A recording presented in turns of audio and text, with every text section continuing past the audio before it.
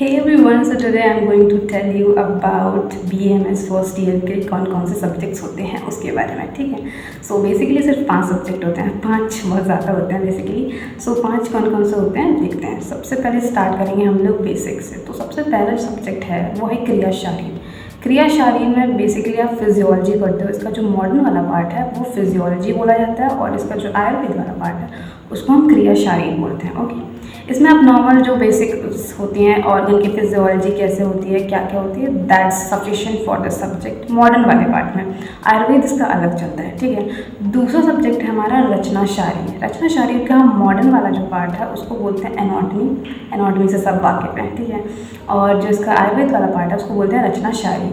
Third जो subject आता है वो है हमारा तो हमने बात कर ली थी, जो थर्ड सब्जेक्ट है वो है हमारा पदार्थ विज्ञान का। ठीक है, एंड जो फोर्थ सब्जेक्ट है वो है हमारा बेसिक नहीं, जो सबसे मेन सब्जेक्ट होता है हमारा BMS का, वो है संहिता अध्ययन।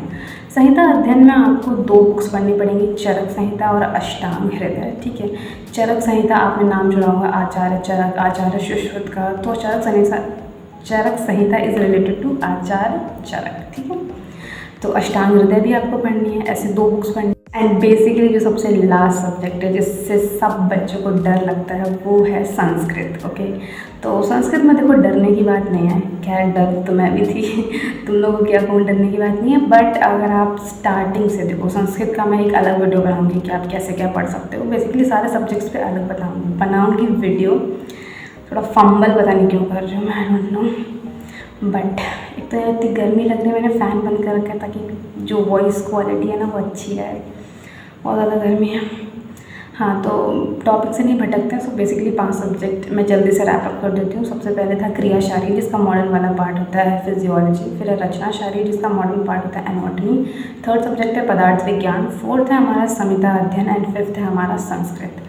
डरना नहीं है किसी भी सब्जेक्ट से। और अगर किसी चीज़ के लिए भी गाइड वगैरह के लिए तुम लोग को चाहिए हो तो कमेंट सेक्शन में लिखना। ठीक है, thank you for watching this video, bye bye.